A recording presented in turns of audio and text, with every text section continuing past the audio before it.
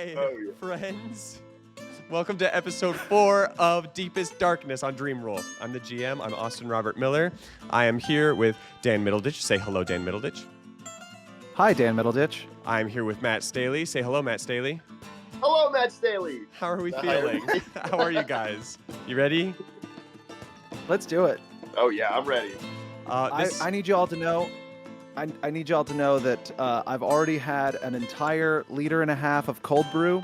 I have not one, but 2 Gorilla Mind energy drinks. Gorilla Mind not a sponsor, unless we are going to be rolling deep. We are going to be rolling deep in energy drink. I want you to know that I am rolling on an empty stomach. I'm feeling delirious. I'm feeling a little woozy. And I feel like that's just going to make me lose my inhibitions and feel the rain on my skin. Friends, this is an unofficial adaptation of the video game Darkest Dungeon turned into a D&D campaign. Thank you to Red Hood Studios for making such a cool game. If you enjoy our campaign, then subscribe, because this is a weekly series, and we're also going to put up other stuff on the channel when we feel like it. And leave a comment so that we know how to do it better, because we're not great yet. So help us out with that. Absolutely tear us apart online. Yeah, please. Bully me. Bully me. It's the only way I can feel something. Matt, would you please walk us through a brief description of the last episode you were involved in? Absolutely. So, my character, Jerry, arrived in town and sort of got the lay of the land, but not before he had to say goodbye and have some funeral proceedings with his friend who had passed away in the previous episode. It's really sad. Said goodbye to Phil, and then sort of just, figured out how the town worked. Drank himself to sleep out of sadness, because of course he did. And tried to walk up to the main manor and was stopped by a creepy priest. And then had a little moment in the tavern where, he sort of started to figure out why he was there in the first place. And, met an array of wonderful characters in town. And, that's pretty much the long and short of it. Now, do you want to talk a little bit about what Jerry Crenshaw has been doing for the week that he has been left in town unsupervised? Sure. Yeah. Do you want to chat about that? Yeah, I think it's been just a period of recovery for him, both emotionally and physically. Going through the day-to-day motions, waking up, having a little breakfast, walking around the town, doing like little tasks for people, without a larger purpose at hand for him. Carrying a sack of flour or two, giving a hand at the forge, just being useful and helpful, and it's kind of been meditative for him. You were walking through town one day, just sort of familiarizing yourself with the side streets and the back alleys, and an elderly woman you saw pushing a wheelbarrow full of flax up the road. And she reaches the ramp that is a makeshift ramp that leads up to her front door before the wheelbarrow topples over, and she topples along with it.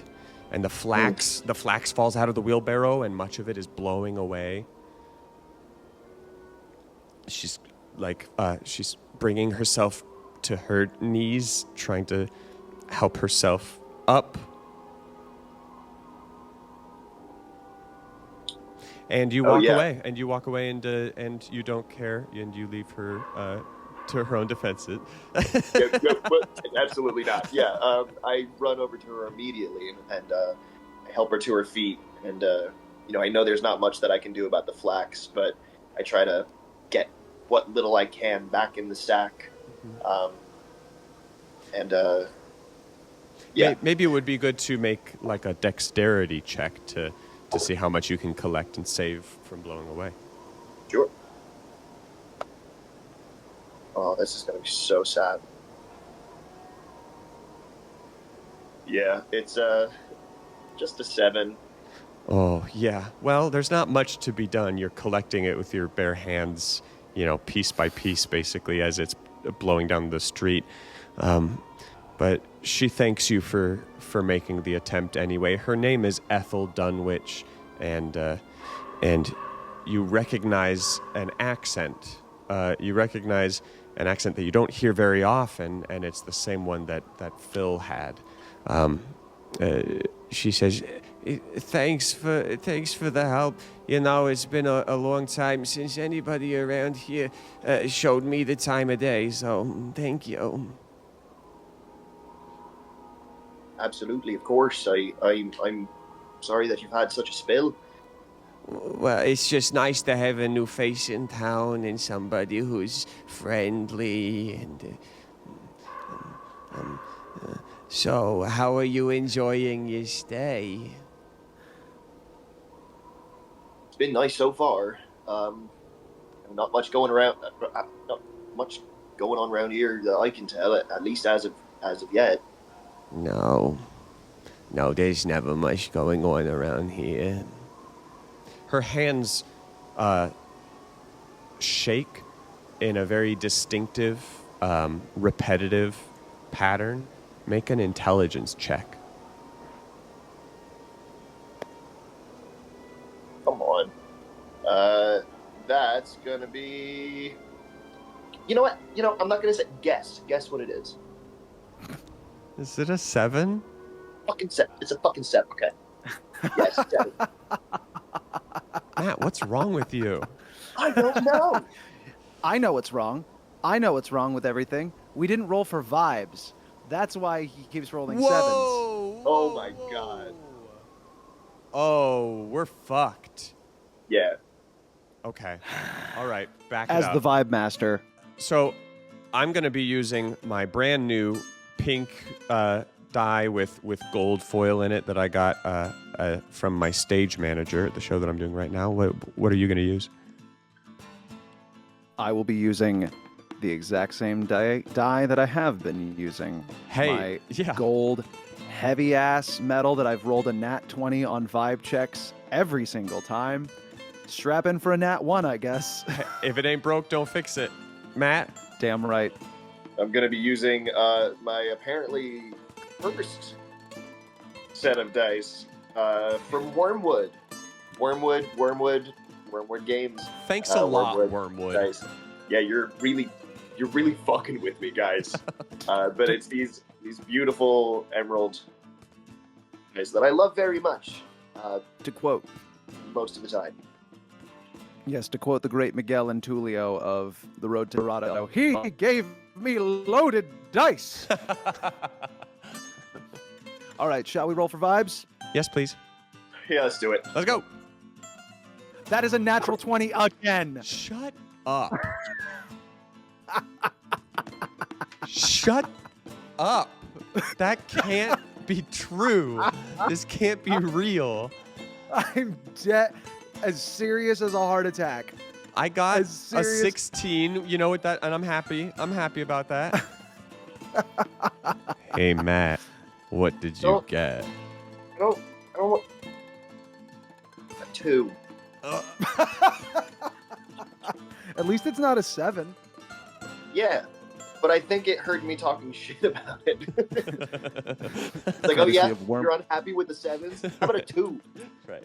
Yeah, and what is a 2? But just it's a 7 that's been stretched out a little bit. Dan, I just need you to stop saying weird shit. All right. Haunting me with like, it's like, oh yeah, could have been a nat 1, but I helped you out there. Nat 1s are more fun than 2s. Let's be perfectly because a 2 is honest. just because a 2 is like, oh, you just sucked at whatever you did. A nat 1 is like, wow, you epically failed and something insane is about to happen. A 2 is just like, no, you just suck. All right. So, given your 2 on vibe check, but more importantly, you're 7 on the intelligence check. You don't glean anything that I was going to tell you. Oh, that's okay. So you're helping the wheelbarrow up the ramp into her home, and suddenly, and without any warning, you feel a tap on your shoulder from behind you, and behind you is Father Gorman, the priest, and he says, I've been meaning to bring this to you. This was in the pyre. He hands you. He holds out his fist so he can drop in your hand 7 platinum and the moon amulet that Phil was wearing. The amulet is it's silver metal in the shape of a crescent moon, but the shadow within the crescent shape is formed by a black onyx-looking stone. Thank you for this. I didn't even know that Phil was wearing it. Right. The money feels a little strange, but I'd be sure to put it to good use at least. I was feeling strange keeping it. I thought about it, though. Sorry. I understand. It makes sense. And I take the amulet.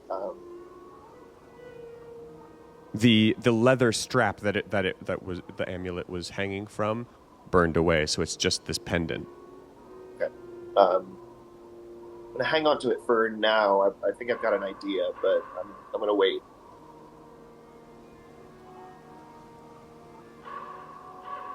At the edge of town, coming down the mostly disused old road,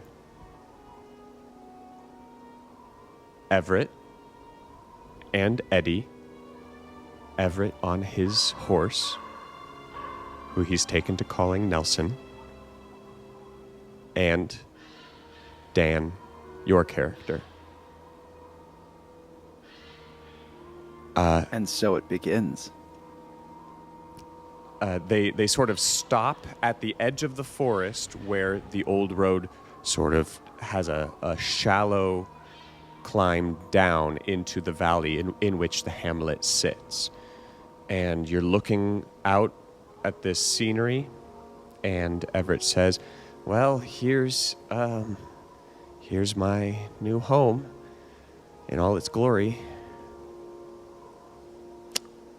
I know. Really? I know. Not much to look at. This is... I was expecting an estate, but I guess... Oh dear. Oh, right. Well, the property line is it's actually a pretty large estate, but most of it is untamed, and actually most of it is the Weald. So, I know, not great. But you see up at the top of the hill that used to be the manor house back when I was a kid. I would sometimes go to the parties that they held there. And now I guess I just stay in the tavern. You don't even live in the house? Well, it's, there's not much to live in anymore. You look at it, you see that it is just the bare bones of a once magnificent structure. Just ruins, utter ruins. And just imagining, like, as you look up at the thing, like a gentle gust of wind just like knocks off a part of the, Exactly. like a piece of the manor. Just cookie dunk. Exactly. It just clatters down 3 stories of broken floors. Well, this just got very interesting, didn't it? Oh, right. Oh, look. Everett jerks up his hand to wave to catch the eye of you, Jerry. You see them just outside of town coming back in. Jerry, Gives a little, just a small wave. Come on. Let me introduce you. And I'm just Everett going to and give a Eddie, little... They go down the road. Yeah, and I'm just going to give like a little... a little like finger twitch wave of just like, oh, you're common. That's quite a greeting. I'm actually Jerry, but nice of you to make the assumption that I'm anything else than that. Who are you? You look very clean. Well, my reputation probably precedes me. However, you could call me Taron. Yeah, never heard of you. Right. Maybe a little bit more than that. Pleasantries aside, who are you? My name's Jerry Crenshaw. Never heard of you. Maybe I could jump in just for a second here. Yes, of course, Evan. Well, Everett, Taron, this is Jerry, who agreed to come on this job. He's from Denver, and Jerry, this is Taron, and he is from the woods.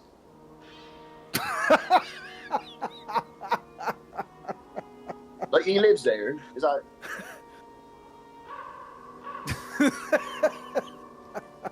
I'm wildly unclear as to what you mean by that. Well, let's just say I've had a bit of a change of employer recently.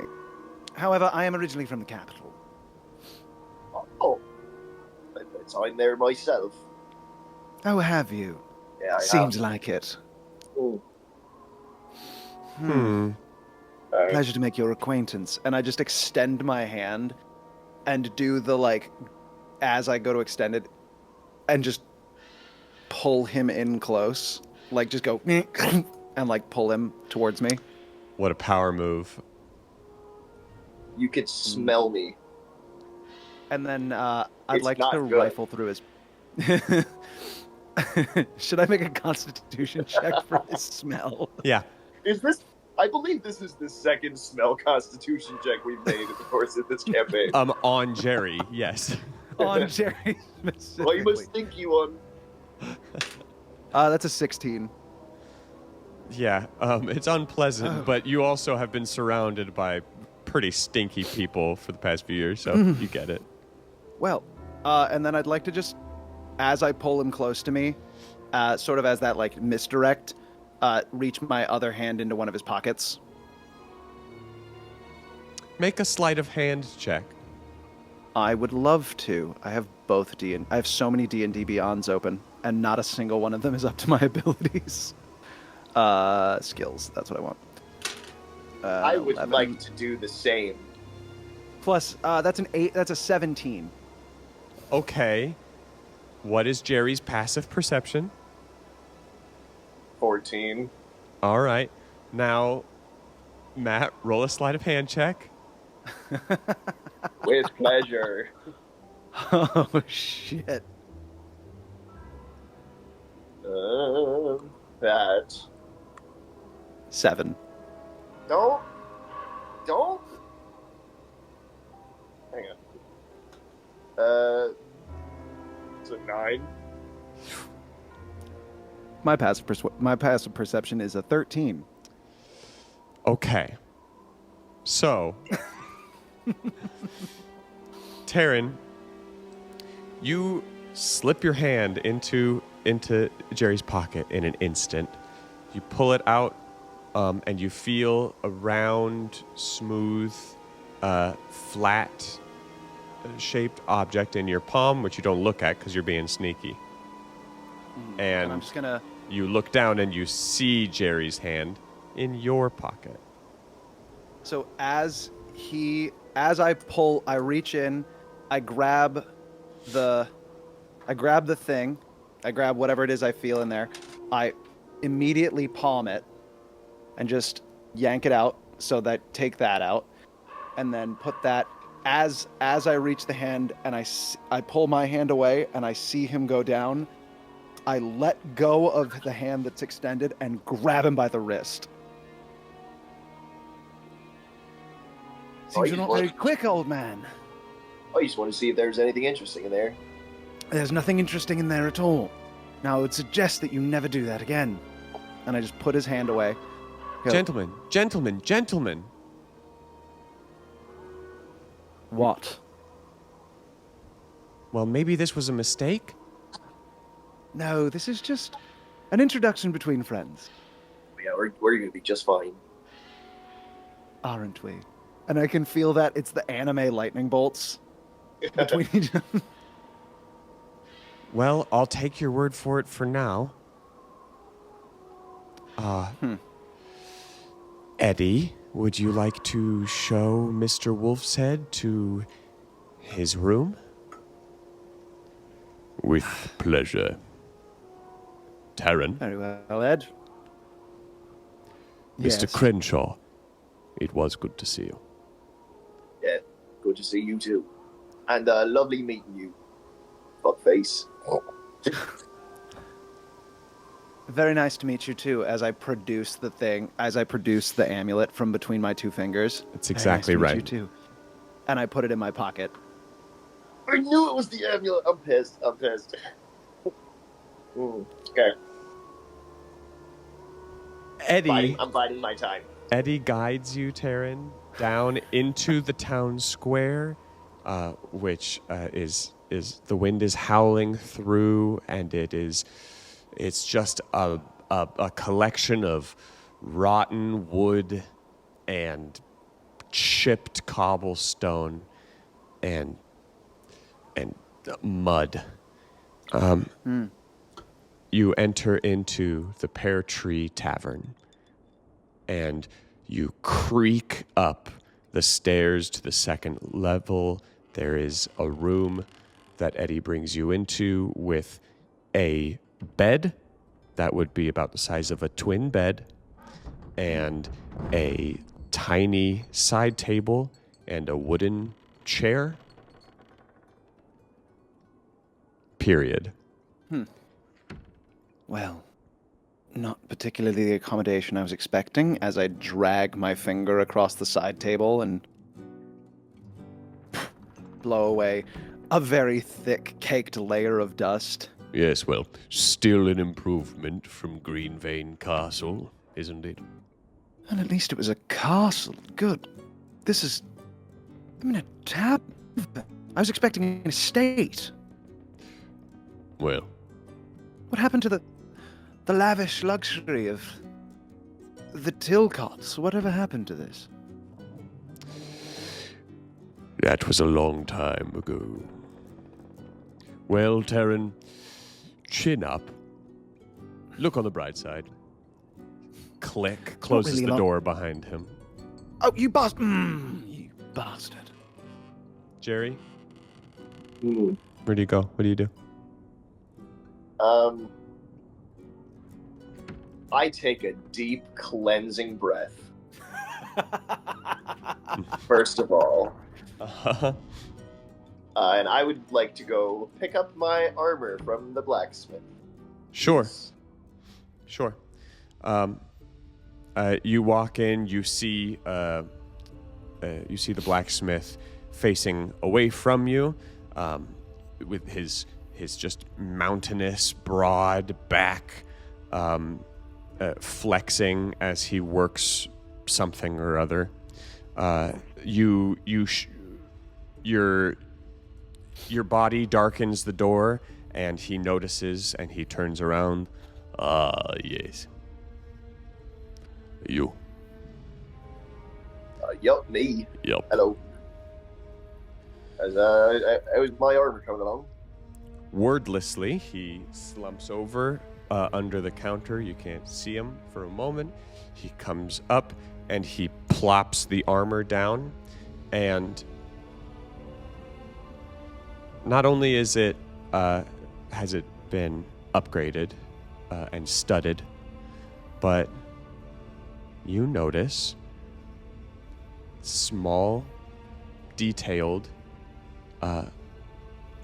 leatherwork, filigree, and engravings around the edges of the armor, and it looks as if he has treated the armor in some way, maybe stained it. It's a darker color than it was before.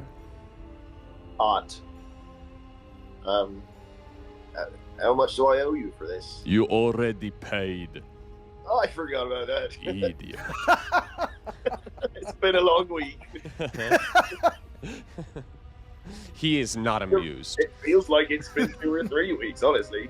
He's not amused, and he's probably thinking to himself right now that he should have just asked you for more money since you forgot. But he missed his chance, and he goes back to whatever job he was working on. Okay, I would like to put it on. Absolutely. Put it on right then and there. Yeah. Can that be an acrobatics check? I need to look a little bit more intimidating the next time I see fuckface. Now, Face McGee over here. Matt, you don't have a solid description of the of Dan's character yet. No. Why don't you describe a little bit physically? So, yes, good old Taron is. He would tell you he's 6 foot, but he's actually about 5'10" and a half. 6 foot to guys under 6 foot. He's 5'10" and a half, very slender, very athletic. Think like gymnast build. Platinum blonde hair in like the most well-kept coif you can ever imagine, with like a single strand just coming down. Emerald green eyes, like alabaster skin. Gorgeous human being, very Malfoy-esque is the only way I can describe it. Very much like that kind of vibe, where he wears brown leather armor, but very, very, very ornate, engraved, embossed, all of this. But that's all been hidden under a deep, deep emerald green cloak. God, I fucking hate this guy. Oh yeah, and when he walks, it is a swagger. It is just with as much poise and elegance as someone who has been raised in the lavish, luxurious life. Someone who has brushed shoulders with the most elite people, but has left that life. Jerry, what do you do next? We'll go to the tavern and have a drink. Absolutely. And while Jerry was at the blacksmith, what was Taron doing? Taron's just sitting on his bed, which I'm imagining as he sits down, expecting it to have some sort of give of a mattress. It's just, you just hear of him. It's just a blanket on top of effectively a piece of wood.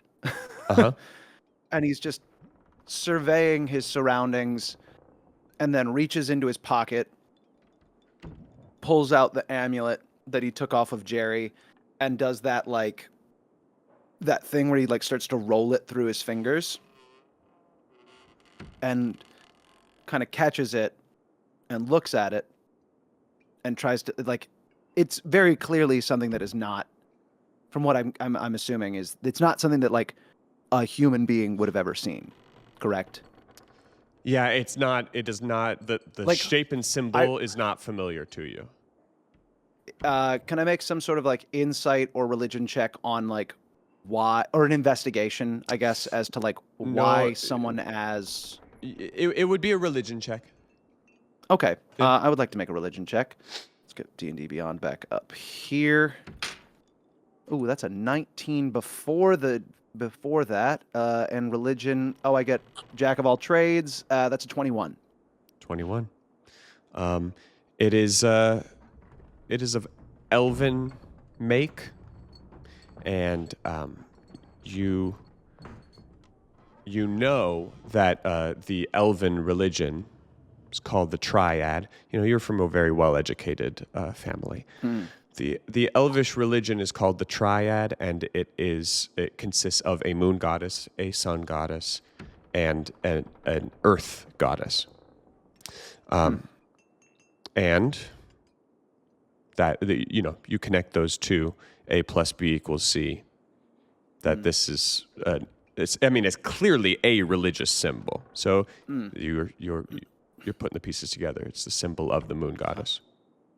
And as he's just kind of looking at that and remembering the stories that his mother would weave about the elves and their religion, excuse me, he also hears the echo of Eddie saying to do better and to be better than what he was. And you feel that in a very similar vein to Jerry, just lets out a deep sigh of, all right. He gets up and goes, and with the intention to give it back to him. Yeah. You approach the stairs leading down. Jerry, you have walked into the tavern, and you see Eddie sort of taking stock of if much has changed behind the bar or in the kitchen as he's been gone. It looks like most things are as he expected, and in the time that he's been gone, Ella, the grocer, has sort of been, keeping the kitchen clean and stocked, and maintaining the place in her downtime, which is pretty ample right now because there is not a lot of harvest from the south fields this time of year. He leans up. He sees you coming in. Now, please, Mr. Crenshaw, have a seat. Have a seat. Thank you very much. You do me a great kindness, if you would. Try to show some lenience as Mr. Wolf's Head adjusts. I remember when I was in his position as a former member of King Kelly's band. Acclimating to civilian life again is it's a process. I mean, yeah, sure, but I have a hard time believing you were such a fucking knob. No, you are right. I was trying to be kind. I was nothing like that.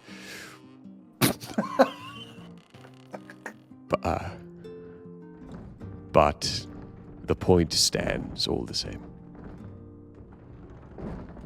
Yeah, all right. As long as he doesn't be acting too much of a prick. I'll try to shape him up.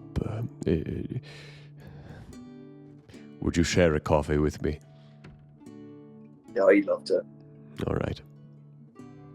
You hear the creaking of the stairs as Taron descends. Oh, look! Prince Knobend himself. I just compose myself, and I lock eyes with Eddie of just pure, really. He looks, he shares that gaze for a moment, and then he sniffs and raises his chin and turns around and goes into the kitchen. Right. Seems we've gotten off on the wrong foot. And then I plop the amulet down. Yeah. I'm sorry.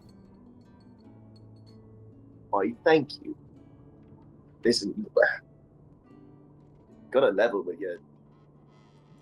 We're both stuck here for one reason or another. Might as well try not to be bastards to each other. It seems best we don't try to kill each other. Well, I mean, that wasn't even on my mind. Good to know where your head's been at. It wasn't on my mind either. Yeah, sure. Now, let's... Proper introductions. And I extend my hand. My name is Taron Wolfshead. Perhaps you have heard of me and my family. Jerry, Hi. make a history check with advantage. Okay.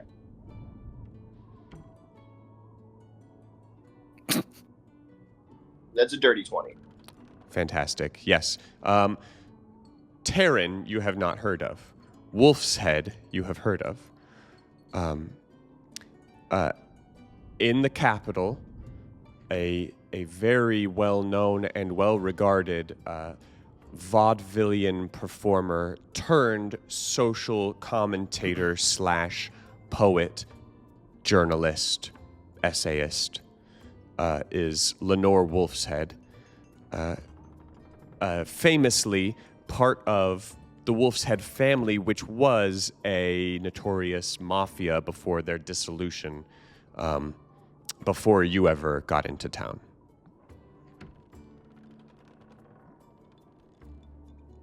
I've heard of your family. I haven't heard of you.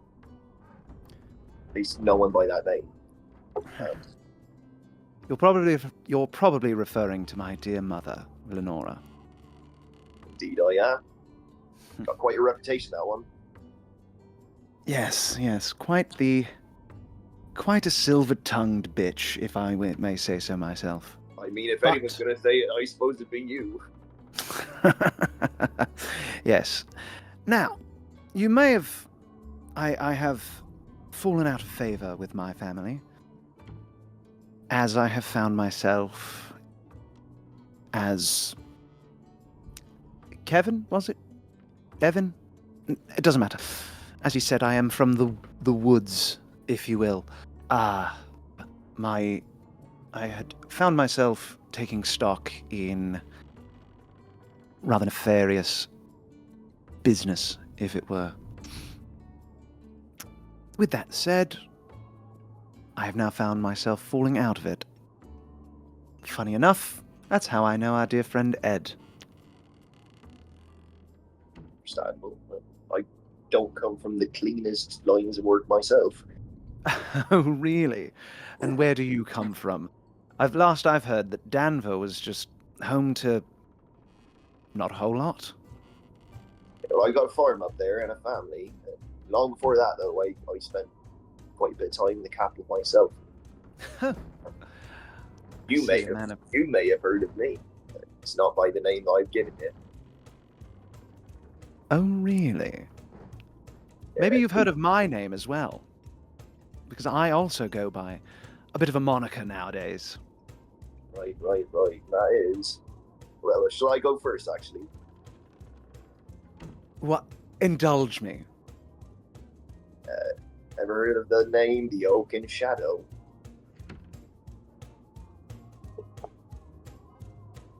Well,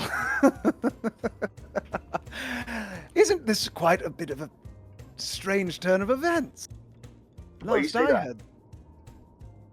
heard, the Oak and Shadow disappeared. Until very recently.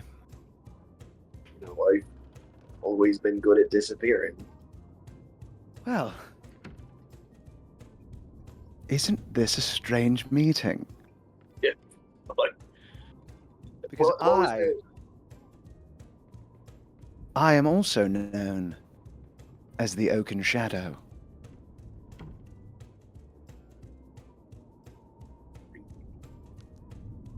So, you're a thief in more ways than one, then? Some may say that, but it appears the throne was left empty, and some of us needed to reclaim it. You have a mask? What's this about a mask? Oh, right. And then I pull from like an inside pocket of my cloak that I'm always wearing the mask that I wore back then. It's faceless. It has only 2 eye holes. No mouth. Just a circular, dark, wooden mask. I hold that up for him to see. Like this one. Ah. Well, it seems now I understand why you were called the Oaken Shadow. Wasn't much of a reach. As I drop my cloak, you'll see that all of the embossed leather has like it's like a tree, and it's meant to look like an oak tree. Oh. Well, Coffee's ready. He's backing his way through the door from the kitchen with a tray with 3 cups on it. One of them is his dainty ceramic teacup. The other 2 are little wooden mugs, and he sets it down on the counter. I took the liberty of making some for you as well, Mr. Wolfshead. Oh well, thank you, Ed. Though I would rather something a bit more. A little stronger than that. I will have this coffee. And I just cast Mage Hand, and the little spectral hand pops up, and I just send it behind the bar. Oh, it's not technically allowed. It's all right. We'll cover it. As it comes back, and I just sort of acquiesce. Not acquiesce. That's not the right word. Create will to the will to the hand to find something back there, and it comes back with like it's searching for like a bottle of white wine, like a Pinot Grigio, like just something really basic. Oh, sure. Yep, you find one. You find a bottle of wine that has a clear wine in it. It has been previously opened. It's about half full. Bring it back, and then just pop the cork and slug it back. It is room temperature and about 2 weeks old. On second thought, I'll just have the coffee. You would. Well, far be it from me to stop you from taking your pick. I do appreciate a vintage. I don't appreciate that vintage. Cheers. Cheers. Yeah, whatever.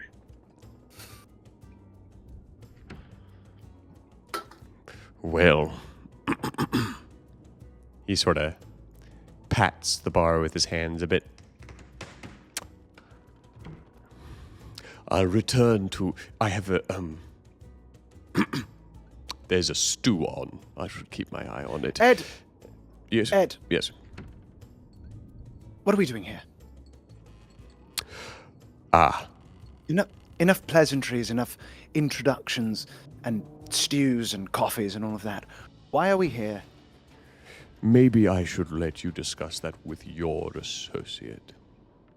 He'll give you the rundown. My associate? He's talking about me. Oh, right. To Tarth, he goes to the kitchen. So, Right. what I gleaned from, people around town, one of the previous owners of the estate got into a bit of dark shit. Rather unclear what exactly that was, but the town is still reeling from it. We've been hired to clean it up. Sorry, this is some sort of community service job. Well, no, not exactly. There will be coin involved and treasure, perhaps, but it won't necessarily be payment. More just, whatever you can carry, you can keep. Sort of thing. And what sort of incentive is that to actually do any sort of work? I don't know. But clearly, you had nothing better to do besides living in one person's shadow or another. Oh, well, when like I said, the shadow was left unattended, because apparently a provincial life seemed to suit you better. All right, woods boy. Anyway, And it seems you've fallen out of favor with your skills. I'm just going to take a bit of warming up, that's all. Mm-hmm. Now tell me this, Gerald, whatever. How does... I think that's the first name you've gotten right, but yeah, right, that's it. You've left a... Can't lie and say that you have left a bit of an impression upon me. How does one come across elvish jewelry, such as that trinket you've had? Belonged to your predecessor. One who came in with me. He's a good friend and didn't make the journey. Wow. So once again, you're living in someone's shadow much better than you. Well, it seems like I've done much better of a job of surviving. Yeah, it seems that way. Well, seems like, as you said, I've got nothing better to do. Now, if there is something in the realm of a hired sword, and I just kind of reach to my belt, and you see a very ornate hilt of a rapier that is just it is ornate with green jewels, and it is a very like vibrant, very polished, very clean, like silvery hilt. Now, if there's something of that sort, if that's that sort of cleaning that is required, I think I might be of interest. Sure, there will be plenty of use for that little prick of yours. Oh my. Put that away, though, now. No need for a dick measuring contest. We're going to get along just fine, it seems.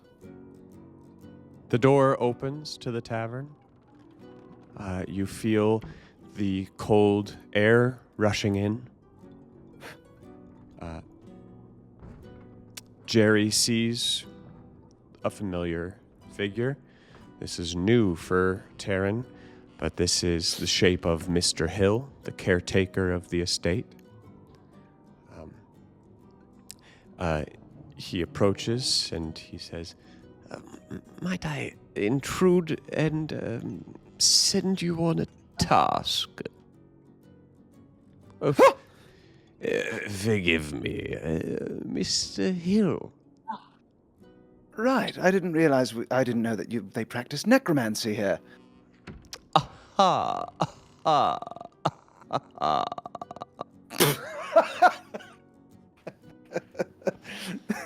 The slow laugh. You are the mercenary that was hired, yes? Yes, Taron Wolfshead at your service. As he bows, the mage hand comes above him as well and does the same hand gesture. Ah, look at the... interesting. I hate to put you to work so soon upon your arrival, but I dare say that Jerry is itching for something to do, yes? Something other than this, absolutely. You do strike me as the type to be itchy. Wait, were you talking What? to... Was that to me or was it to you, Jerry? No, it was to Oh, dear. Oh, all right. You said he was itching for something. Sorry, who are you? I see. It was a pun. he's explaining the joke so that it's funnier. And it was... No, I'm explaining it because apparently this man is so senile he can't understand a joke. All right, can we get to work? I can't listen to him yammer for another minute. Yes, well, I can't say that there is any level of danger to it, but it's more of a concern, you see. If just follow me out into the square, if you don't mind. All right. Do we have You. three? You do. You leave the tavern, and he walks you right out about to the middle of the square, where a raised stone planter with nothing in it sits at the dead center of that square. And he steps up onto the lip of the planter to get a better vantage point. He says, "You see, just over that roof there." You turn, you can't see. Do you step up onto the planter with him? Yeah. Sure. As you step up, in the rolling foothills, just off from the hill where the manor sits, there's just sort of an expanse of rolling hills. And atop one of them, a ways away, but sort of high enough that it's like overlooking the town, is a tent. And it looks like there's a fire going at the tent. This showed up sometime this morning, I heard. And the townsfolk are a bit concerned because nobody in town is missing. So, well, nobody new is missing. So, you'd like us to go investigate, then? If you don't mind. Well, mind you, my mage hand, just as a meta thing, my mage hand has dissipated already. It's run out of its time. Well, if it's all right with you, Gerald, do you think you can make it that far? I think I can.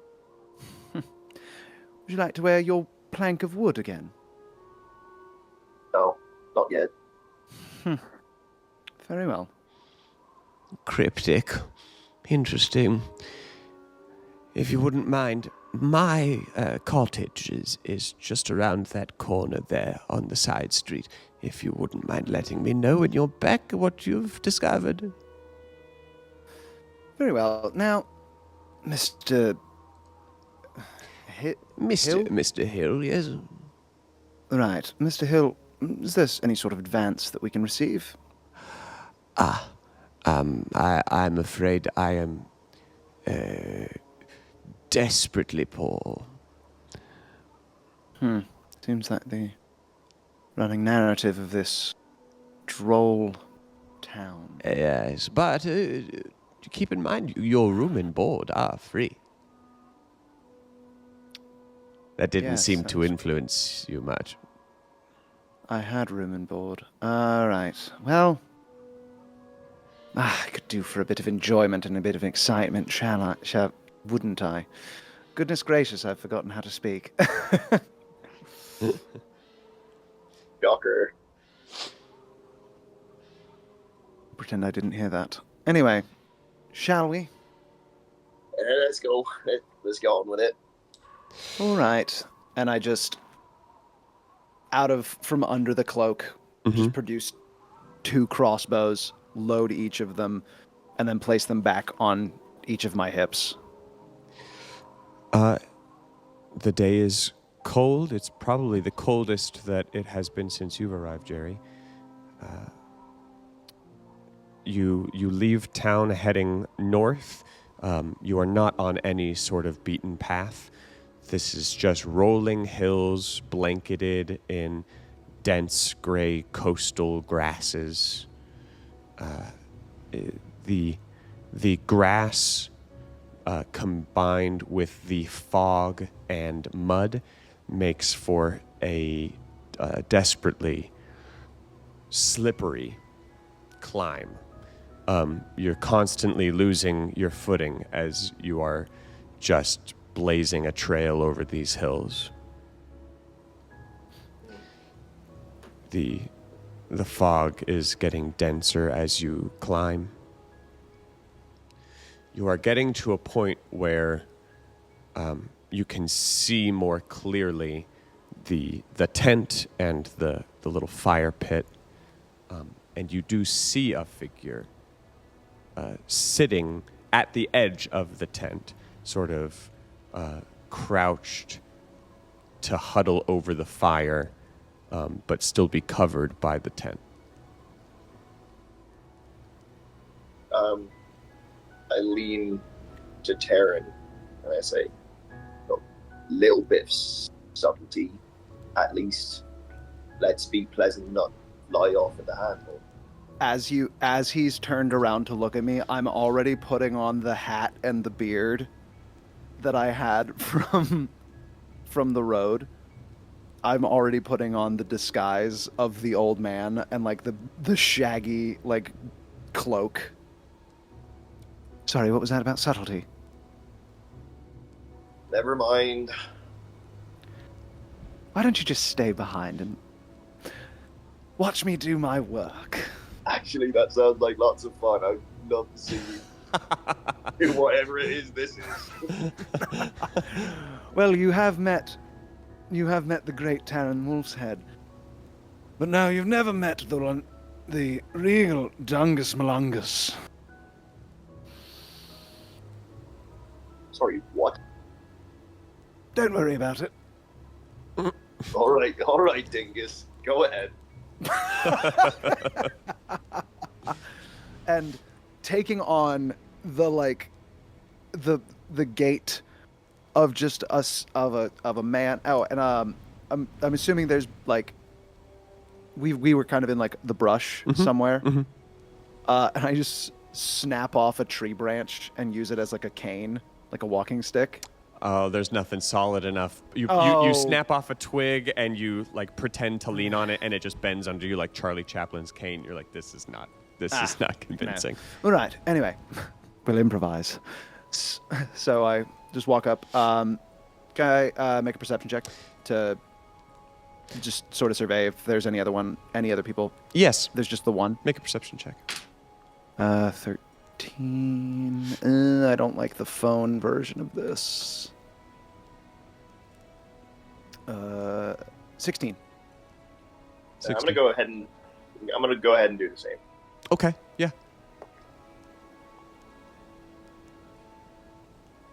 13. All right. You see that it's a large tent. Seems to be full of survival supplies. Heavy, backpack, a sack of something, a bedroll. There is fresh game sizzling on a spit above the fire. The figure is an old woman, a thick white braid coming out around over her shoulder under a hood. She's wrapped in many layers of clothing, yet she still looks quite thin. Her skin is olive toned but pallid. Are you making any attempt to avoid her seeing you? No, I'm going to walk up as my disguised self. And go, help! Oh, my dear. Hello. What's wrong with you? I've been thrown off my horse and I've been wandering in this dark area. I'm so grateful to have found you. Make a deception check. 15.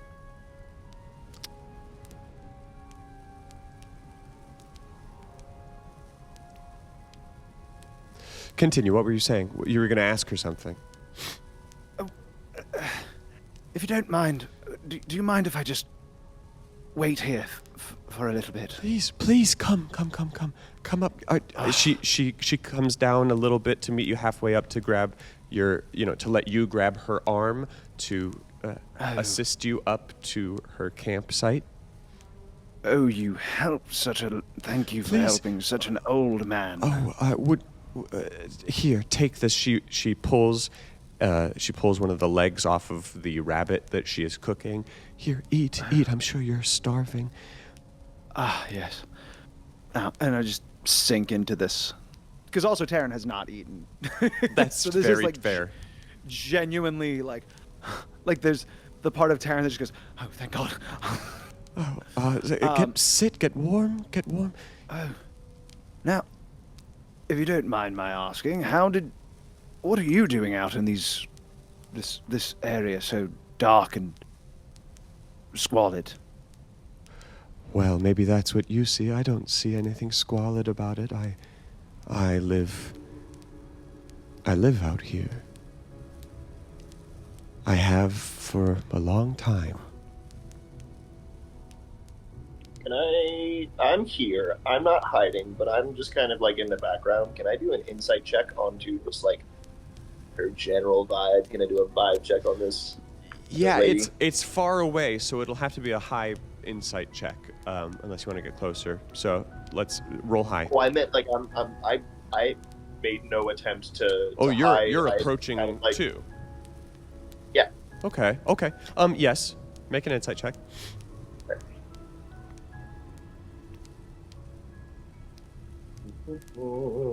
So 15. Oh, sure. Well, Best roll of the campaign so far. Oh, you poor baby, Matt. Not exactly, but still pretty close. There is something tender about her that doesn't seem to be, it doesn't seem to be a facade. There is something sweet about her. All right. You can't quite, you don't pinpoint any lie. She doesn't seem untrustworthy. Yes, I have been, traipsing all over for decades now. It's been a long time since I lived in a community. But there are quite unsavory beings that wander these areas. Haven't you heard of King Kelly and his brigand of bandits? Yes, indeed. I've heard, and they don't bother me much. I'm not too concerned. They haven't bothered you? No, I remain unmolested. I know how to avoid being seen. And how do you do that? Lots of practice. Is this your friend? Oh, Hector! It's so good to see you, my boy! And I just go and I hug Jerry, and I just whisper in his ear, just go with it. Really? Yes, this is my nephew. He's a mute. I wave. So you're lost together, hmm? Yes. Well, we were separated when we were thrown from our horse. Well, I look just down south, just out of these hills. You'll see that there's a small town down there. I don't know who's there exactly, but I'm sure that they can help you. Unless you would like to stay here, of course. Are you hungry, Hector? Go on, my boy. Eat. I nod. Eat. I nod. Eat. You must be famished. What? If you wouldn't mind, you seem much more adept at helping us at navigation in this area. Would you mind accompanying us to the town and providing us a bit of companionship? Oh. I really shouldn't. No, I should stay out here. And why is that?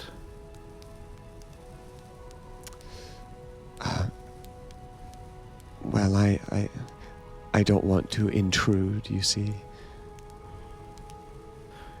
I'm sure you wouldn't be intruding at all. You've helped an old man and his mute, idiot nephew with very, very little intelligence. I shoot him a glance. To my understanding, I have helped a very young man in a shoddy disguise, and a compatriot who seems unhappy with the gimmick. I just got a lot happier. Oh, he does talk. Of course I talk. Oh, bollocks. All right. Shall we make proper just- introductions? Yes. I am, and just in the most dramatic flourish, everything comes off all at once, as if he has rehearsed this thousands of times, of like the most, like Frozen let it go quick change on stage. Like just, I'm Taron Wolfshead. And you are? Anna Vandry. Anna Vandry. And Now, Anna you are Vandry. not Hector, I'm assuming. I'm certainly not Hector, and I'm certainly not an idiot. My name's Gerald Crenshaw, and it's a pleasure to meet you. The idiot part is still out. The jury is still out on that. I liked you better as the old man. Oh, and I liked you better as a mute. Well, So, isn't this a Anna charming Vandry. little gathering? Anna Vandry, tell us why you're really here, and who you really are.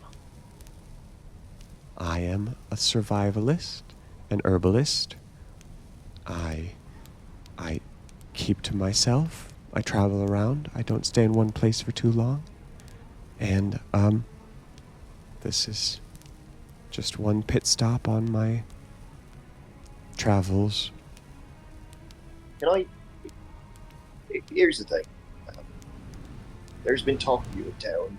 I'm sure you've made that assumption, probably why you stay away. They say you're a witch. Oh, Or maybe a hag. you are thinking of an entirely different old woman.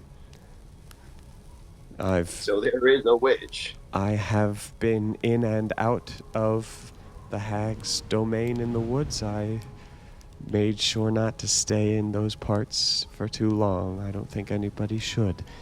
I even saw her home as it passed by.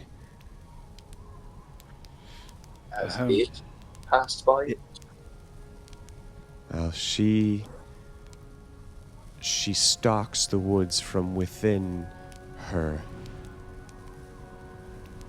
You could call it a tower, but what it truly is a towering mushroom. The stalk is stories high, and it just moves.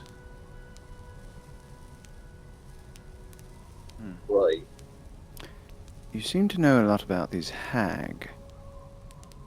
Do I? More than Seems we like do, I'd say. Well, I suppose so. I never saw her myself face to face, but through the trees, I caught a glimpse of her tower, and I made sure to make a very quick exit. I'd like to make an insight check Sure. if she's telling the truth. Sure. That's a 9. Okay.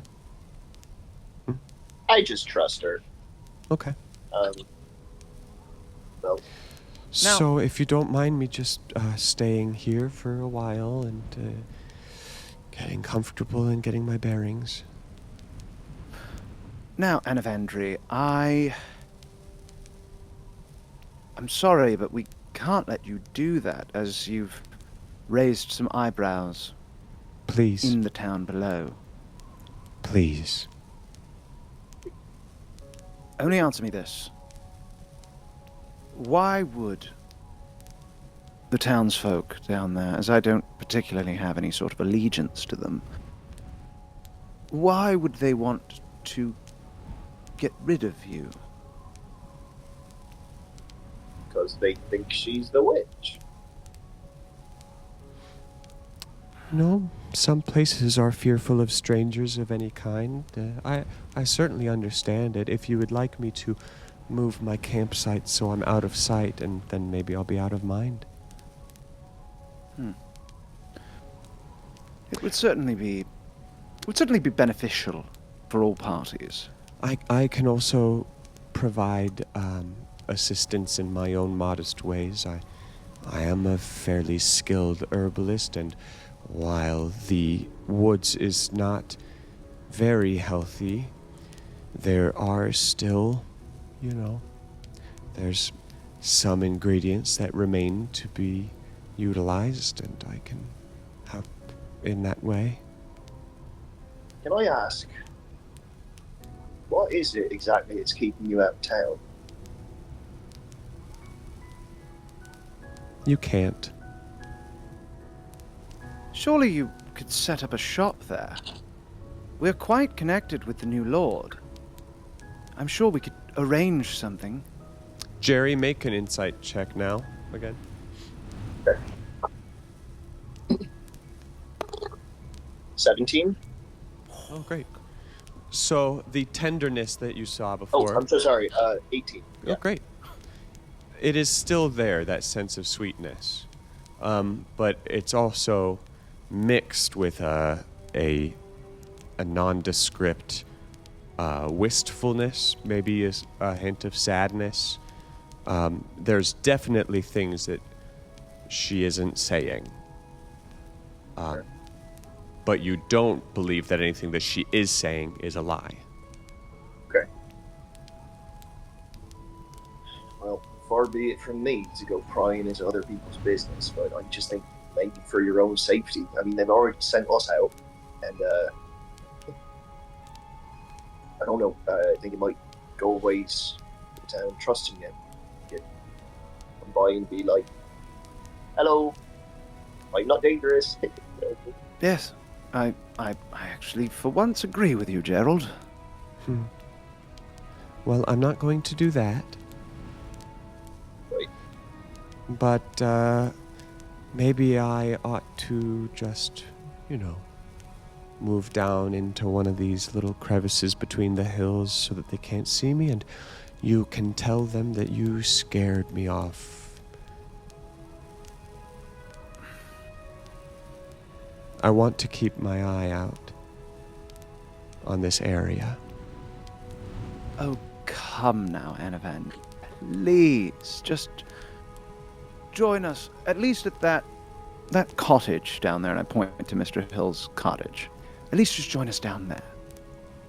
You're very sweet, and I understand your concern, but I'll repeat myself. I will not be going down there.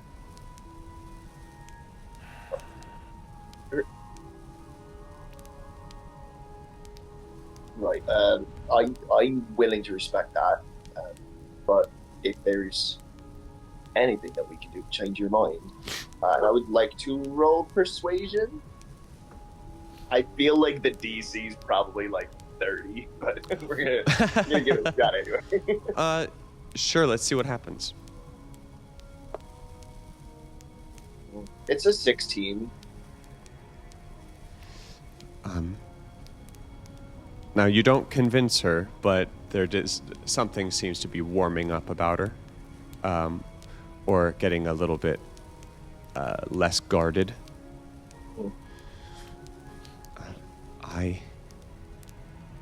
I have a certain interest in this estate. I would like to see it prosper. I would like to see it do well. I do not want to make my presence overly well known. Well, at least on part of that, we agree. So our interests are certainly aligned. We do have a mutual interest in this. All right. If you could be just so kind to at least let the two of us know where you're going to set up, dare I say, set up shop. Of course, and feel free to visit as often as you'd like. Have you had plenty to eat? She turns around. She's rummaging through her pack. It's all right. It's all right. We're okay. Well, yes.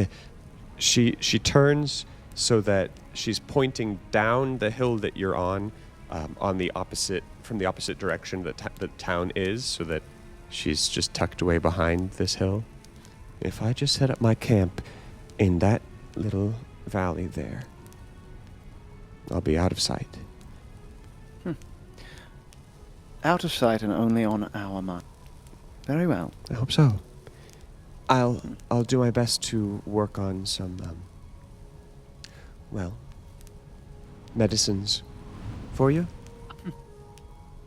Could very well come in handy. Really appreciate that. If I'm not here when you visit, I'll be back as soon as I can. Very good. Just do me a favor. Look after Everett.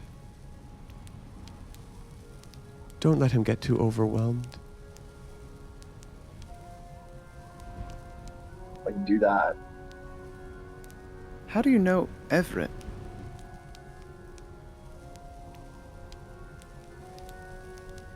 Make a persuasion check.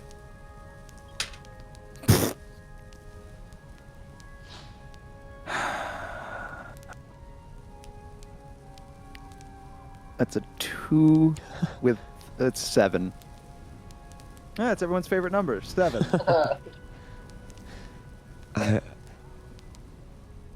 I really don't want to cause a scene. So, I've already said too much. Just do me that, won't you? Very well. We shall adjourn. Taron, Jerry, you can tell them that I was a member of the bandits scoping out the town, and you finished me off. That is a tale I can absolutely weave. Exciting way to go. Here, take some fruit leather before you go. She passes it out to you. This one's apricot and this one's pear. Oh. You choose between yourself. Well, isn't this just a treat? I'll pack up and get Very going well. as soon as possible. Very well, Anne of Andres. And we will... And thank you. Please don't... Just let me. Your secret's safe. If there is one thing the two of us can agree on, it is our privacy. Privacy, if you will. Very well. We will leave you to it. Thanks for the fruit leather. Yes, thank you. And I'll have more, believe me. Too kind. See you next time. Great. And she begins to break down her camp. And, Right we'll then, start walking. shall we? Yes, let's go tell Mr. Hill. And as we get further and further away out of earshot, I'm gonna ask and just kind of go, do you think that what she was saying is true? Oh, I bet she's his mother. Something tells me that yes, they are quite related. Do you think she might be the hag that she mentioned? I don't think so. I got generally honest vibes from her. Seems like an honest sort. Now, there's only one other matter of business. Do we tell Mr. Hill about her? I think it serves our interests and her interests, and probably in the long term the estate's interests if we keep this quiet. Yes. I would like to... At least for the time being. I don't think she's completely unmovable, but for the time being, I think she wants her privacy, if you will. I would somehow like to... I would like to inquire with Lord Tilcott about her. We should probably come up with some sort of narrative as to how we know the name Anna Vandries. do we use the name? Or do we just sort of inquire about him and see what he volunteers? That's a very good idea. I'm full of them. Yes, I'm sure you get about one a year. That's very nice of you. Let's just get going, shall we? Very well. And we'll make our way back to Mr. Hill's. It's a slippery walk back the way you came. You find that both of you have mud on your rumps by the time you get back to the hamlet. I've just shit my pants. Actually, it's not. Yeah. No. Yeah. I don't know. I mean, it was a scary walk. Yeah. You make it back. Do you go to Mr. Hill? Yeah, I think that. Yeah. Yeah. Sure. So his cottage is it's squat and it has a thatched roof, and it sits at the base of the hill leading up to the manor house. Do you enter? Yeah, let's do it. Yes. Yeah. So inside, it's sparsely furnished and it's a bit stinky. Oh, Gerald, I didn't know you lived here. Mr. Hill sits at a Hilarious. small table. His back is to the door and he is completely motionless. Like he's in sleep mode. No. And just not. I'll just rap on the door, on the wall.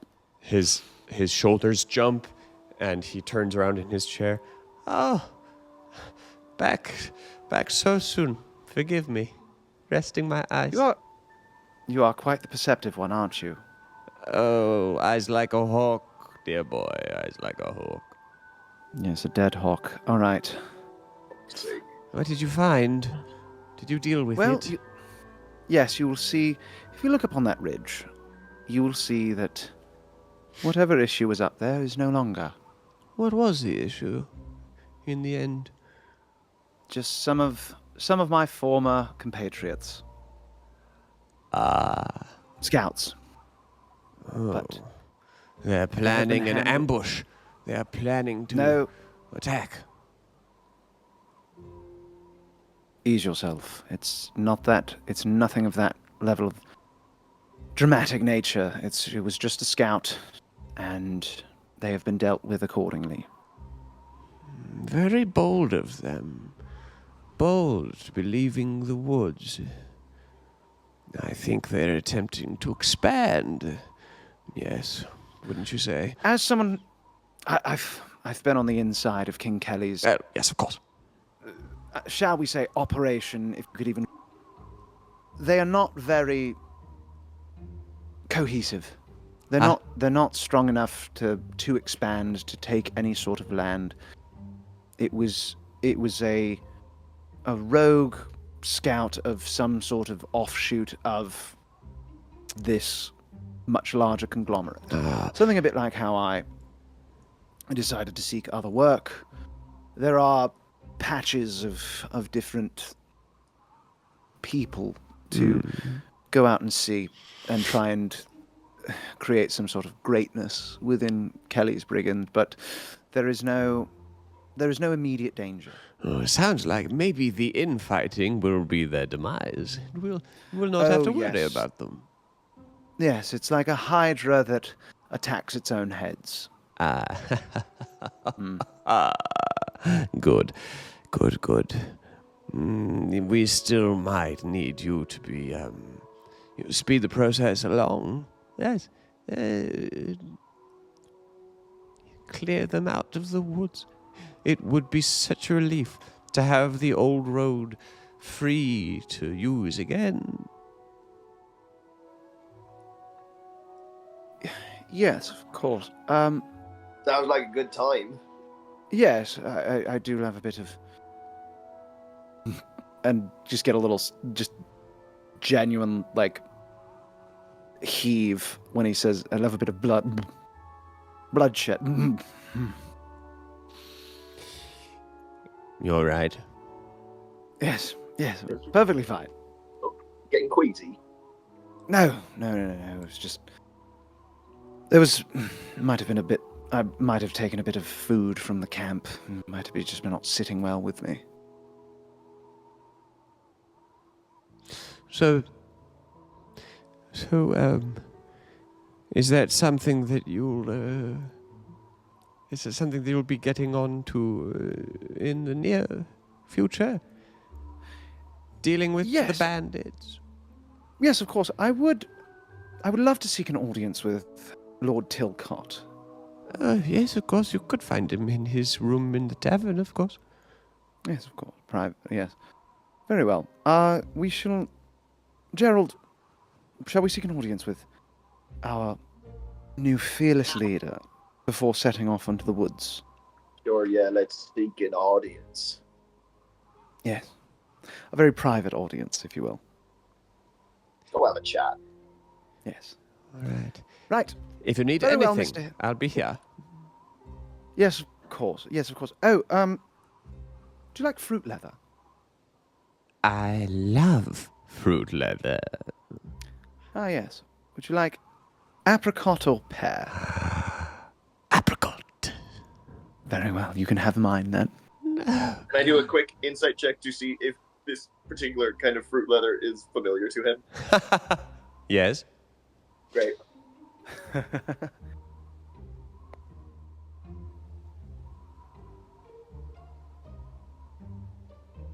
It's a 7. Okay, let's just move on. Ladies and gentlemen, 7's the campaign. All right, moving on. No answer. Okay, great. He accepts it and he holds it in both hands like a squirrel, and then he turns around to face away from you again, like you found him, and just sits frozen again.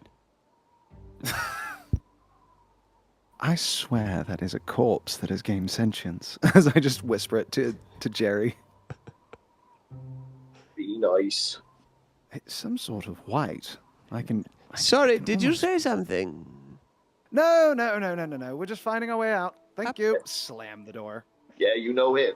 Always quiet. Right. Everett's actually, when you enter the tavern, Everett is sitting in one of the booths at the tavern. He's horking down a bowl of stew. My, you really can put it away. I know you wouldn't know it till by looking at me, but yeah. Yes, right. Try as I might, Now, I can't put on a pound. I don't know what to tell you. Oh, good. Maybe you're cut from a similar cloth as Mr. Hill. Oh, I see. Yes. Just having trouble putting on weight. Actually, I might have something that might sate you a little bit. Do you like fruit leather? Sure. Oh, Yes, for me? Here. Yes, of course. It's pear. Okay. Oh, great. Did they make it in Please, town? indulge. Just stumbled across it on a walk, on a little humble mission to run out some ne'er-do-wells. Yeah, he's giving you ground snacks. Everyone's favorite. You ran out ne'er-do-wells already, huh? Oh yes, already working for our new lord. Oh, well, okay. Stop Okay, that. sorry. First of all, don't do that. No, Sure. I insist. Thank you. He takes it. Save it. Have it for dessert. Yes. Well, Do you want to sit? I just would like. Yes, Come, of both of you. course. Come, Come, sit down. Gerald. Yes. Now, tell us a little bit about yourself, Everett. Oh, what do you want to know? know your name? I'm just very curious I'm very curious your story, how you ended up in such a situation with all of this estate. Where is your family? Right. Well, spread out, that's for sure. At least they were last time I saw them. I come from Pronghorn Bay. That's where I grew up, and moved to the capital when I was about 15, and I took up my father's trade, which was shoemaking, and when my parents passed away, I took over the shop, and I wasn't doing so great, just making ends meet, but then Mr. Hill showed up with the letter. And how exactly did they pass? Oh, they were sick. There was a sort of bout of disease that ran through the capital. I was about 19 when that happened, and so they both passed. And you said that Mr. Hill brought you a letter. Brought me a letter, yeah, from the previous lord of the estate. Huh. I still have it. Would you? It's not great. Do you want to? Do you want to hear it? Do you mind if I read? Yes, please. Let me read this. Well, it's not. It's not the most reassuring letter. And I'm just gonna kind of exchange glances with Jerry of something being like, is there something deeper with Mr. Hill as to why he wanted us to clear that out? I shrug. He frequently has a little messenger bag that he drags around, just a frayed and travel-worn bag. He digs through it for a moment next to him on the bench of this booth. What a little hipster. He pulls it out and unfolds a tri-folded parchment with a wax seal, a red wax seal still attached to it. And he turns it around on the table so that it's facing you. He slides it over to your side so that you can both see it.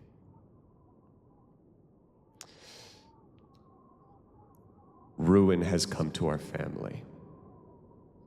You remember our venerable house, opulent and imperial, gazing proudly from its stoic perch above the moor.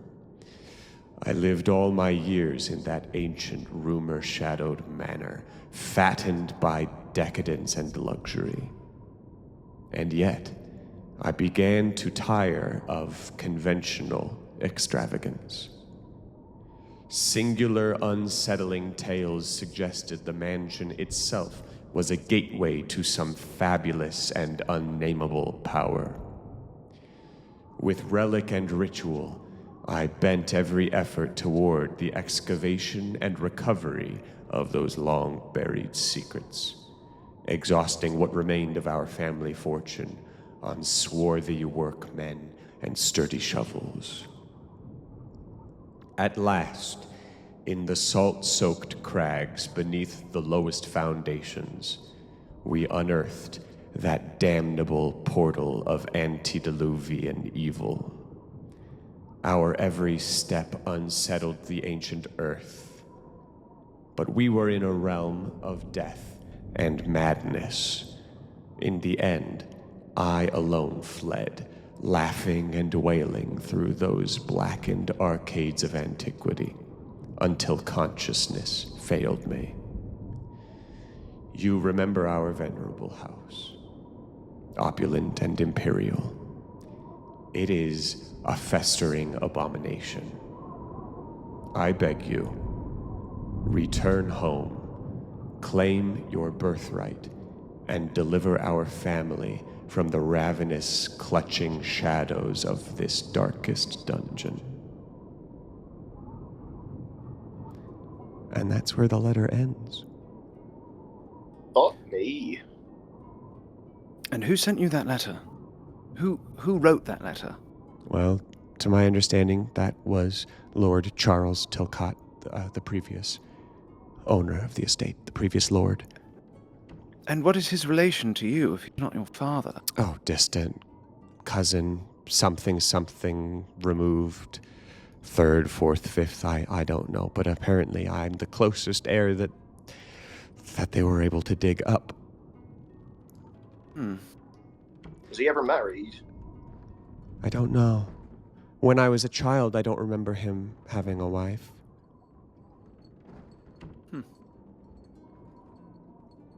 Interesting. I do remember coming, summering here every once in a while with my parents when I was very young. But after a while, they stopped coming back. They stopped visiting. I sort of forgot about it until I got that letter. Does the fruit leather I gave you, does that spark any sort of memories? Sorry? Nothing. It just reminds me of a... I don't know. I haven't tasted it yet. Sorry. I don't mean to be rude. I was just going to finish my stew. No, please. Enjoy your stew. It just reminded me of a woman I met when I was in King Kelly's servitude. I shoot him a look to just be like, easy. No. Yes, this was long ago. And I found this as I said, I found it on the ground, given from the, dare I say, scout, barely a scout. We drove away. He had it in his pocket and it fell out. It just reminded me so much of someone I met many years ago when I first started, probably about 4 or 5 years ago, of a woman I met who seemed so kind, so gentle. One of the few people I met in these woods who showed me any sort of humanity. And I was wondering if this name, and as we are friends, I hope that you keep this between the three of us. In this booth, never keep this confidential, even from Mr. Hill. What's going on? I met a woman. Her name escapes me. Her full name. I remember Anna. And I just remember something. After hearing about that letter and reading that letter, I just remember something very poignant that she said. Does that name... Do you know an Anna at all?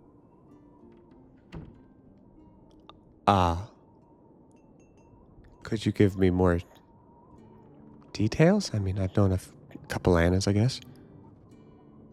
Any that have been prominent in your life?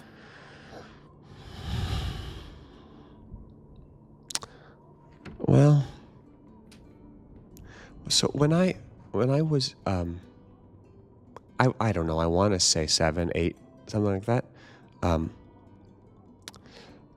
I had there was this girl Anna who we were in the same schoolhouse, and she used to push me down, and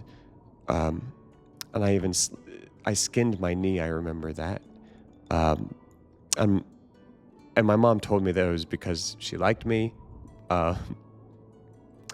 Little did I know how right that was, because, man, I've been, my knee has been skinned by plenty of girls who liked me since then. So, I'm sure she did. I'm sure. Yes, I'm very sure. Thank you, Everett. That was rather enlightening. Anyway, we have other business to attend to. I just wanted to get to know you better. That's all. I'm sorry, there's not more to tell. I mean, you would think being in charge of all this, I would be a more interesting person. You're quite the interesting person. Don't sell yourself short. Okay. Okay. All right. No. Now, we must be on our... Of course. Where are we going? We have... I'd like to check in with Mr. Hill one more time. I would like to finish our assignment, dare I say. Fancy a jaunt through the woods, Gerald? I guess. Let's go check with Mr. Hill first. Right. Yeah, let's go. Back to... Was there something else? Back to Was there Mr. anything Hill's that you wanted cottage? to? Was there anything else you wanted to do, Gerald? As we do have an assignment and we do have a job to do. What time is it right now? It's late afternoon. Okay. Hmm. Yeah, sure. Yeah. And leave. Yeah. At Mr. Hill's cottage, you open the door again. Oh, before we do that, Mhm. as we step out of the tavern sure. and leave. Gerald, I'm not one to typically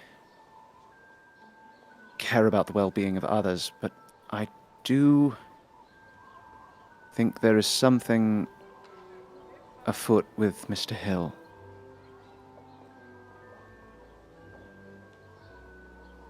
I mean, he seems a decent enough sort, if not half dead. But I don't get. There's something very bizarre that he wanted us to take care of Anna up on the hill. I mean, do you think he had any idea, based on a tent in the distance, who that'd be? I don't know. That's why I want to go back to his house. I want to go back to his cottage and see if he's still there. All right. And then, before we go into the woods... We just got to be careful showing our cards with this. I'd hate to have made a promise to her and then ask a bunch of questions, and people get untrustworthy of us, and then they go seek her out, and we broke our word. I'm not going to ask any question. I'm not going to ask if he knows Anna Vandries, and Everett is about 3 sheets to the wind, so we're fine with him.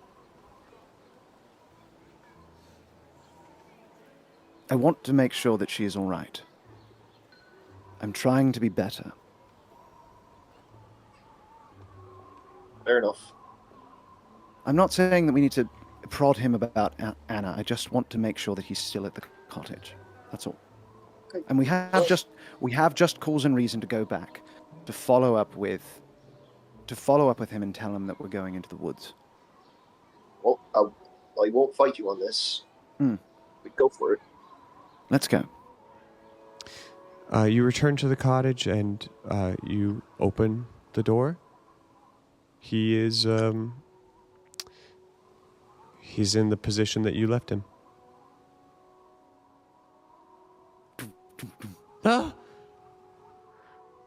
Oh, my. Did I fall asleep again? No. It's not at all, actually. You've been right there the whole time. Yes. Funny how time works. What can I do for you?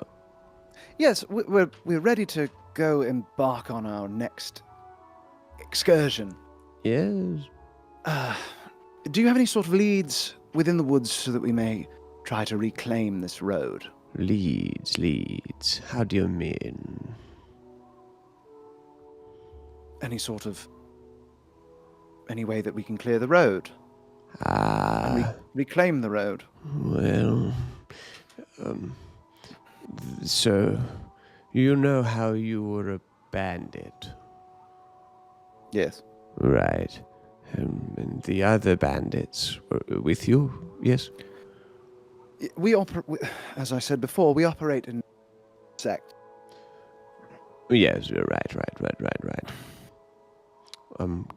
Kill them. Right. Seems clear. Yes, I've never had more clear, concise instruction from anyone in my life. Thank you very much. Goodbye. So, Taron, you, your estimate for how many people are a member of this gang, it would be somewhere around 60. Okay. Now, there are probably 30 that are active combatants. And the rest reside in the ruined fortress, military fort in the woods that King Kelly has dubbed Green Vein Castle. They live there. They're laborers and, they're non-violent, and they just sort of wanted a life away from the normal bounds of society. There are specific categories of work to be done within the gang. You have a sect of infantry. Now, when I say sect, there's 6, 7, 8 people.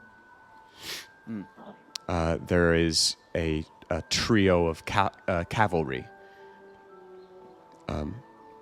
There are a select very few mages and your bard troop. The rest are non-violent. Right. Okay. But everybody lives and operates out of Green Vein Castle, along with King Kelly himself and his what's the word? Along with his lieutenants that oversee the military and the espionage and the logistical sides of the gang. If we were to encounter these, like, what do I have a pretty good grasp of who, like, about 60, like of pretty much everyone who they would like where in the ranks they would fall? Yeah. Like, if we were to walk down and run into a bandit, I would know them. You would probably know them, if not, maybe not by name, because you are kept so divided, but you would recognize them.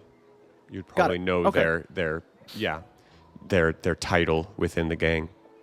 Right, Gerald. Shall we? Let's go pick a fight.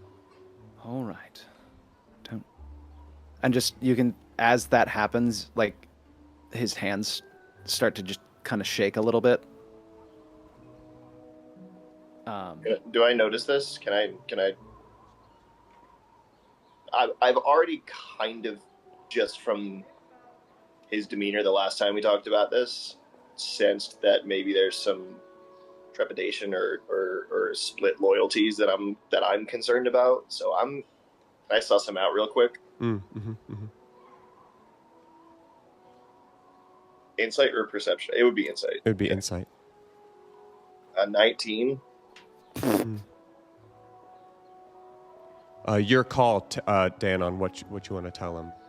Just take into consideration that 19. So you'll see the shaking of the hands, and yeah, you can fully ask away. Do I have to worry?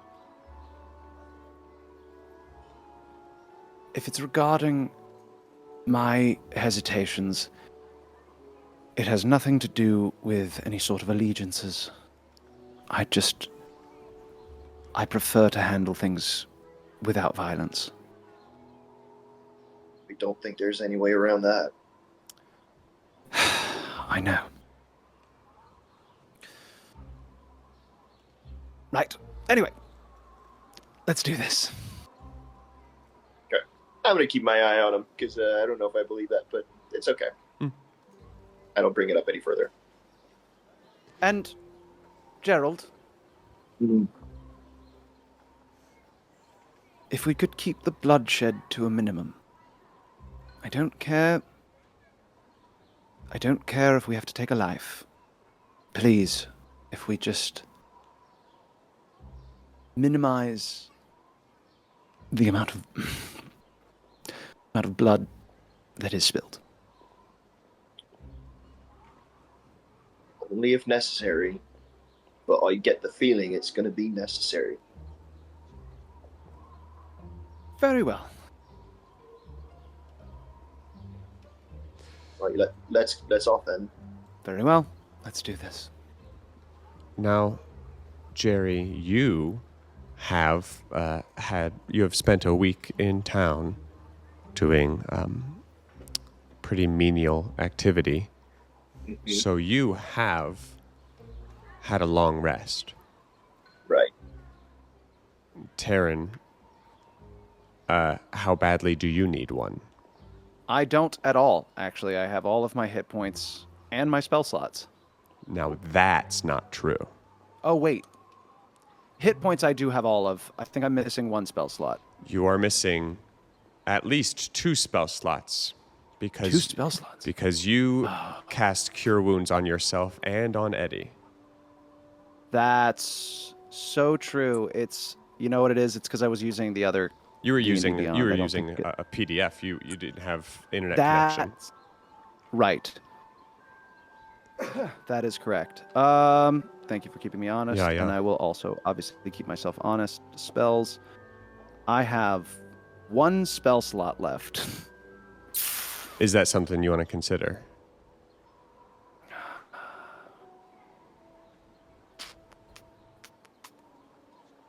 I mean, I obviously would like to have had a long rest. Not a Phil repeat, please. Yeah, we don't need to have Phil part 2. I think maybe it is best as we start to walk, I just go, Gerald, you've been here for a while, haven't you? I have. I'm fucking exhausted as I just collapse to the ground. Well, and you there's just see a no single, need to stress yourself out. as you see a single tear. Like, you know when you get so tired that you just, like, you've just been fighting through all of this, and a single tear just falls down his nose and onto the ground. And it's just,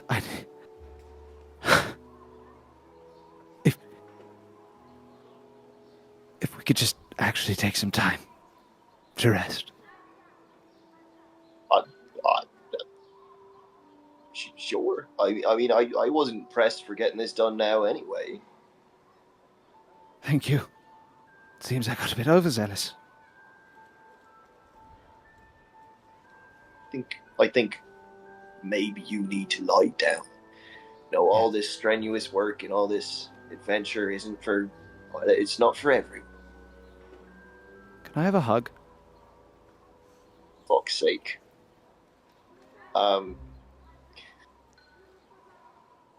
I do like you know those hugs where you're not like really doing it, you just like a little like pat. And as he does it, I just grab him and pull him in, and you feel this, you know, he's in his mid-late 20s, but you feel him collapse and all of his body weight just falls onto Jerry, and this fully grown adult man with so much confidence and so much swagger devolve into that of a child.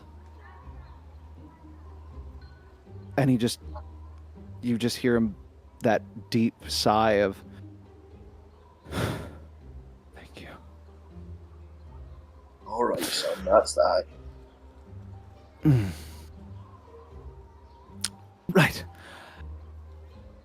Right. I could use a nap. Yeah. Off you go then.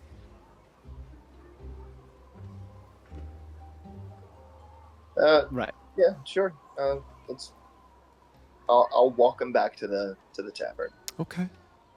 All right. Sun's going down. You go into the tavern. Do you go straight to the room, Taron? Yeah. Yeah. Yeah, just straight up to the room, shut the door behind me, and take off, the leather armor that he's been wearing, and he's just in pretty common, just casual clothes at this point. Mm-hmm. And he's just sitting there, and again,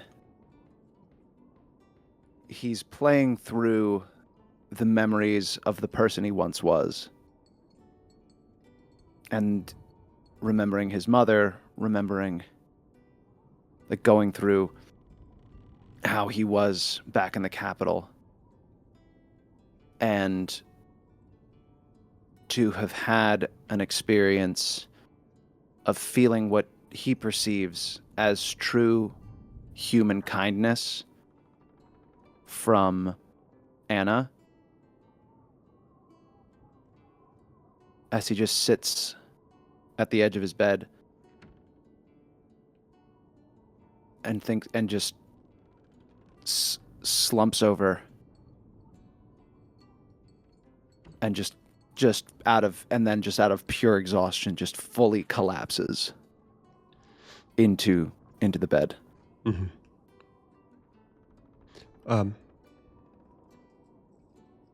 Jerry, once Taron has gone upstairs, what do you do? It might be time for a bowl of that stew. Mm-hmm. You sit down in the tavern room. It's empty, and Eddie seems to be sort of intuiting the tone of the evening, and doesn't press you for too much small talk. Yeah. Eddie, Hmm. wouldn't happen to have a bit of paper, a quill, would you? Yes, of course. One moment. He goes back. Just a singular piece of parchment and a pen. I'd like to write a letter to my wife. Okay. I sit there in the dimly lit tavern, eating my soup, writing a letter home, not knowing when I'll be able to send it. Would you like to tell us what that letter contains now? Soon. Understood. A long night's rest equals one short rest. Are you in the mood to spend 4 more days in town in order to get back to your, tip-top fighting shape? I think that would be a great idea. Mm-hmm. And with that, I also would like to go to the same blacksmith that Matt has gone to. Mm-hmm. Mm-hmm. And okay. is that's something I'm assuming we can do? Yeah. Just throughout. Yeah. Most definitely. Yeah. What do you? And also, what if do we you wanna- want from him? I would like to either, like, I would like to have my armor shed of its, like, ornate designs. I see.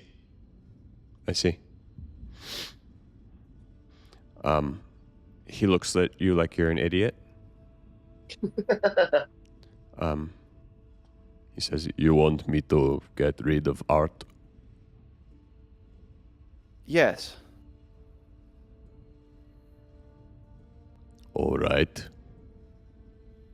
And if you'd like to reinforce it and actually do work with it, please, by all means. 60. Got that? I think I have that.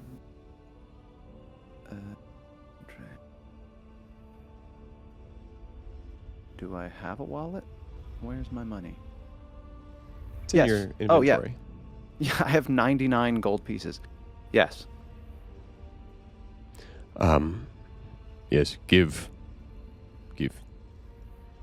Very well. Come back later. And I shall. Hmm. Oh. And I grip onto my rapier. I don't suppose you could remove these as well. The colored glass. Yes. Yes, of course. Thank you. 20.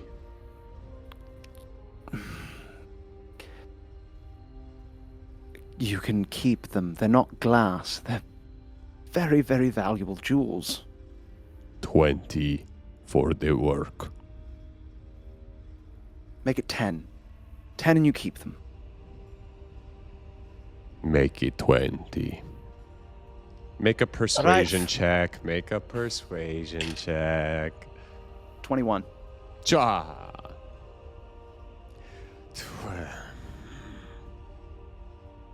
Make it 10 and don't visit me so often. Trust me, I don't want to either. There you are. That'll probably all be done by the time you're done with a long rest in town. Yeah. Mm-hmm. Yeah. Any other ways to spend the time? For either of you. I don't think so for me.